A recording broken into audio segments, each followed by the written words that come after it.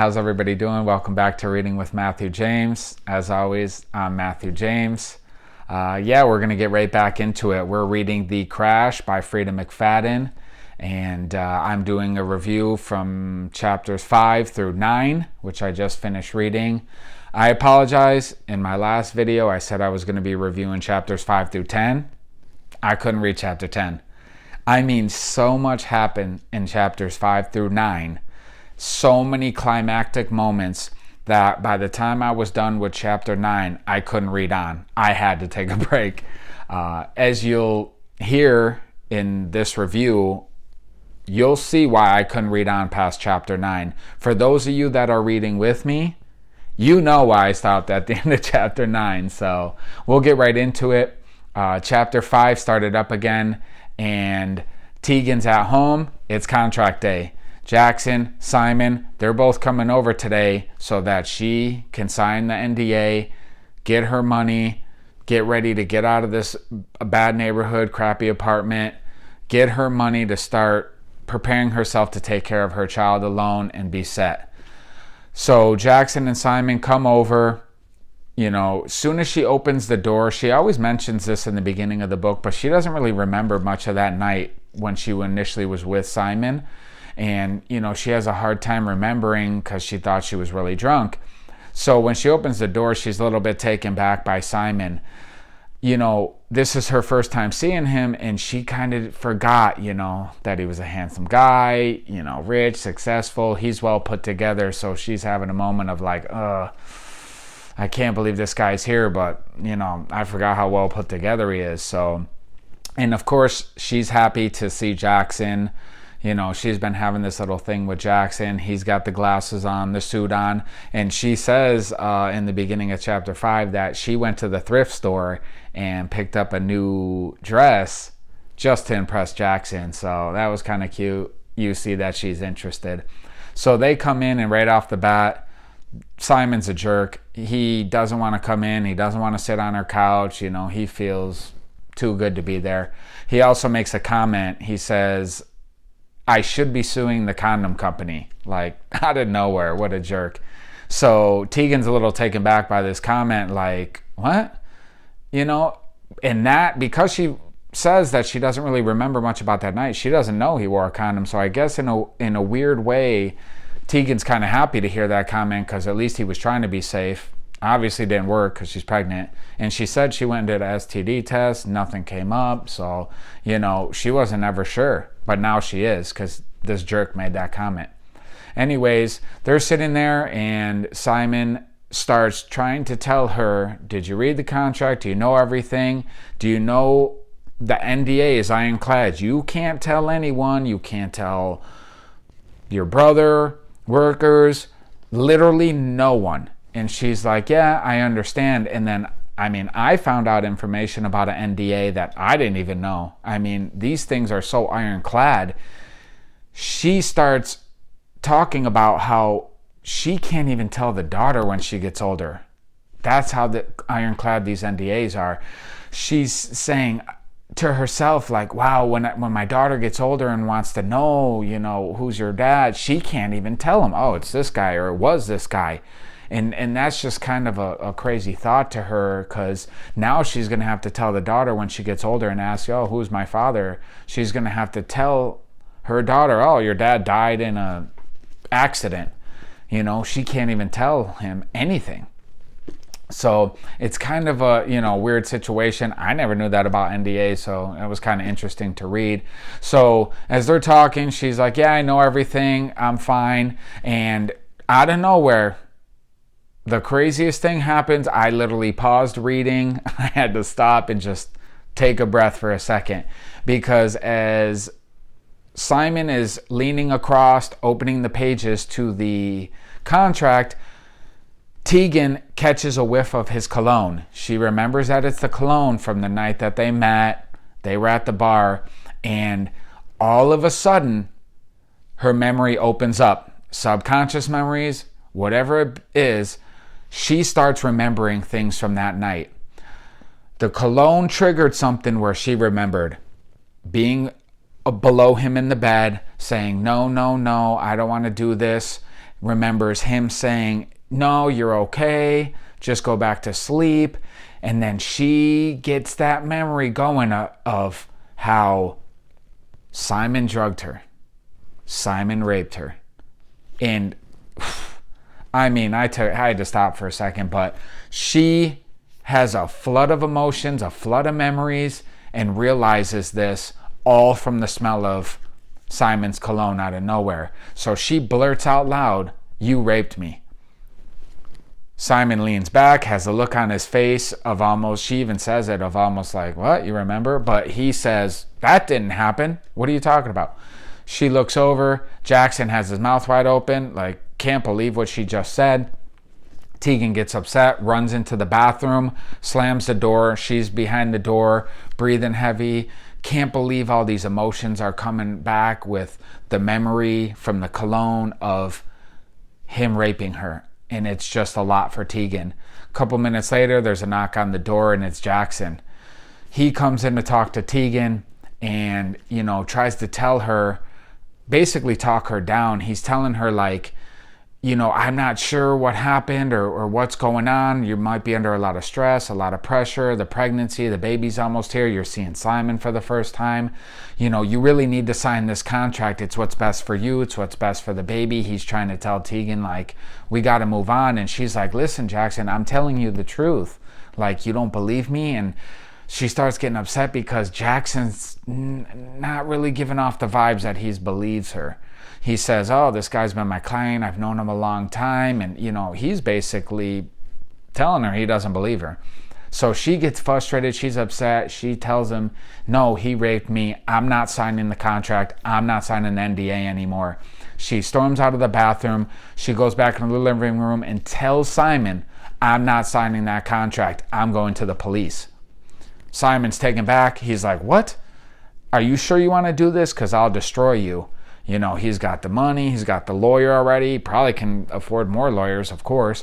And, for a second there, she's kind of double, going over it in her head, like, should I be doing this? But the thing to her is, in that moment, she quickly thinks, if he did this to me, was smart enough to wear the condom, and slipped something in my drink, took me upstairs and raped me, he's probably done this before.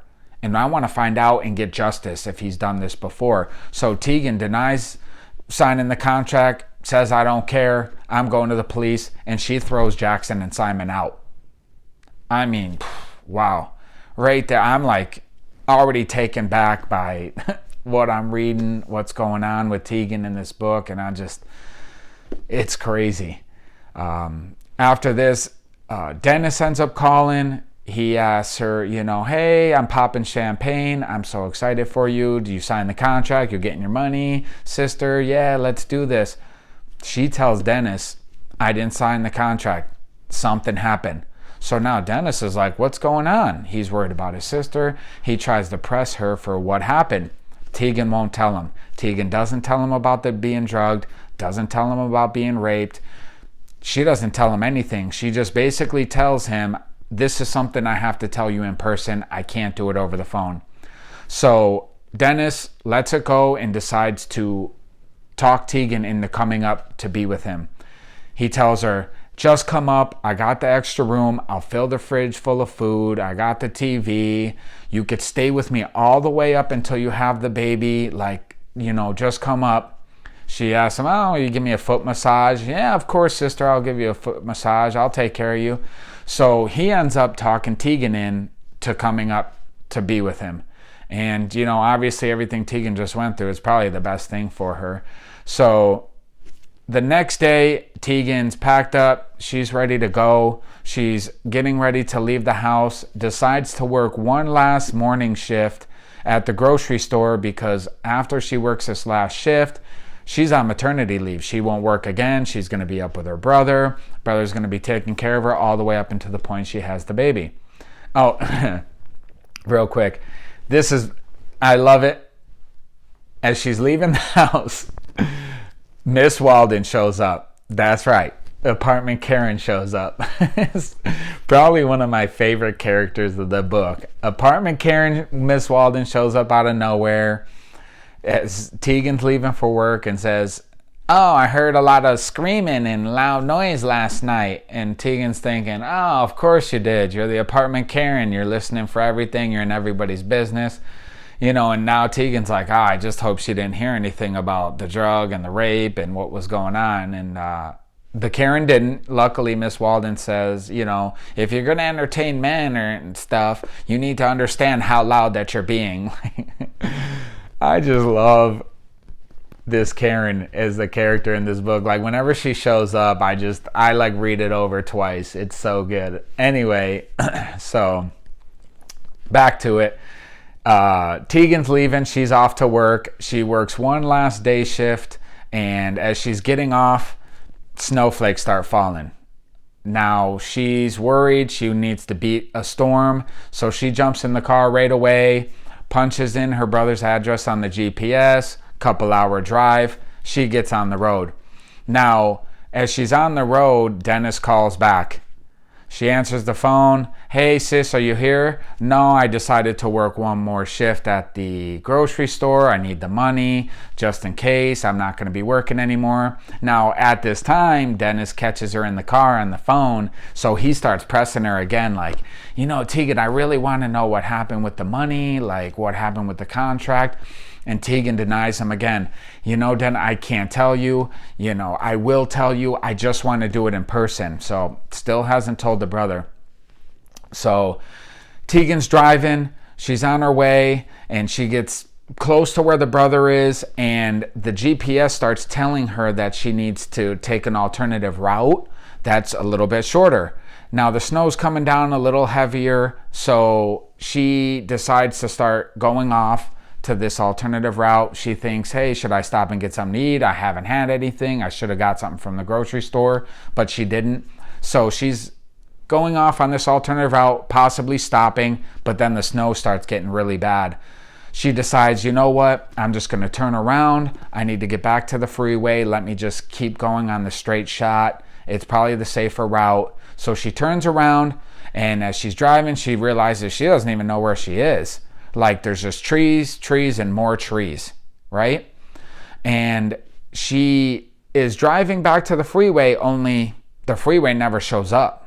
She doesn't know if she missed it. It's snowing so hard. She's got the wipers on full blast now.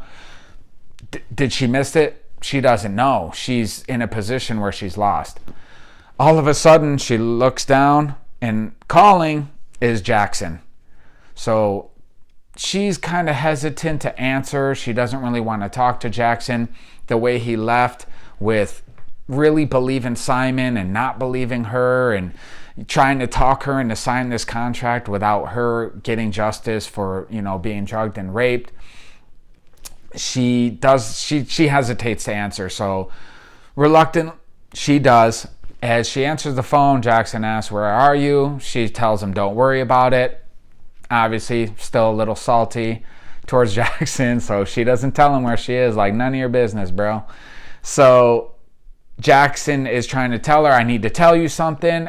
And it sounds like he's trying to, still be friendly. And he does care about her, so he wants to tell her something important. And she's like, "Yeah, no, I can't get to you." And the phone starts cutting out. So now she turned around, she's lost, she's not back to the freeway yet, and the phone's cutting out on Jackson. So as Jackson, the phone's cutting in out, he gets one important line out. Simon went to the police. So, this is off topic of the book, but we know how this works, right? The rich guy, lawyers, money, he's trying to get ahead of this. So he goes to the police to give his statement right away, right? Like he wants to make sure, hey, this girl's trying to accuse me of rape and drugging her, and that's not what happened. So he's trying to get ahead of the game. And this is Jackson trying to tell her, hey, Simon went to the police already. He's trying to get ahead of the game on you. But the phone cuts out. She never actually gets to say anything back to Jackson before the phone cuts all the way out. Now, she's looking down at the GPS at the same time, and it lost connection. No signal. So she doesn't know where she is, surrounded by trees. It's a blizzard out. She's driving. Phone cut out, no signal on the GPS. I mean, Tegan's in a really bad situation here. She decides she wants to pull over and call Jackson back to hear what he said, maybe call her brother after for help. We don't know, but she goes to try to pull over. Car won't pull over. She hits the brakes. The car won't brake. She pumps the brakes a few times, which is what you're supposed to do in the snow. Brakes don't react. Car isn't stopping. She's still going down this freeway. And now she's looking straight out the window and realizes she's heading for a tree. Yep. She's in a full-on slide. She has no control of the car isn't braking, and she's headed straight for a tree. I mean, this is like the worst scenario that Tegan could be in. So she gives one last effort to jam on the brake, hurts her back doing it. Car doesn't brake, nothing else she can do. She goes head on, hits the tree. She even says it crumpled the front of my car. And that was the end of chapter 9. I mean, whew. And that's why I didn't read on to chapter 10. Now you know. Just so much emotion, drama, stress, like the what's going on with Tegan all comes down to her head-on crash right into a tree in the middle of a blizzard too. I mean, this is crazy what our main character Tegan is going through. I mean, 23 years old, pregnant, alone, no parents, trying to go see her brother. Now we know she was drugged and raped by the rich real estate guy. Fallout with Jackson. Gets lost in a blizzard and crashes headfirst into a tree. I mean, this is like, story is unbelievable. I'm so reeled in. I'm so like want to know what's gonna happen next to Tegan, like after the accident. Does somebody come and save her? Does the phone end up working? I mean, I just got so many questions. I had to take a break after chapter 9 to really like collect my thoughts and, you know, my emotions about it. Because when a book's written well, you know, you out there know that read as well, or, you know, even just watching this review, you probably can't believe it either. You know, you get caught up in a character and the emotions really like get to you when a book is written well. And Frida does an amazing job of talking about Tegan and the characters and really drawing you in. So I want to read chapters 10 through 15. This time I'm going to read to the end of chapter 15. I kind of looked ahead a little to make sure the end of chapter 15 didn't have something as crazy as crashing head on into a tree. But it doesn't, so I'm going to read 10 all the way to the end of 15. See what happened with Tegan after this crash, stuck in a blizzard. You know, man, I really feel for her. You know, I'm all in on this character. So until next time, put the tech down, pick the books up. I'm Matthew James.